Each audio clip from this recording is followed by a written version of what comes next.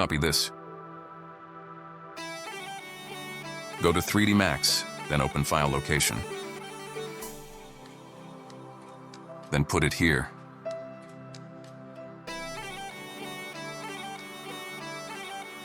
Open 3D Max, and from Scripting choose Run Script. Then from Customize, choose Customize User Interface.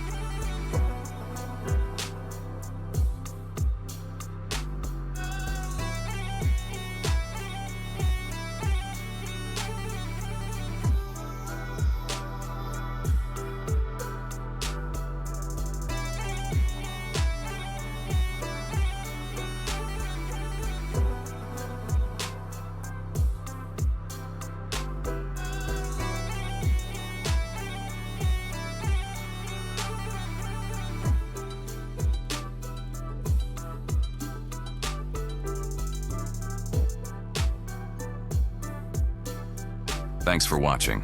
Subscribe our YouTube channel to more advanced tutorials.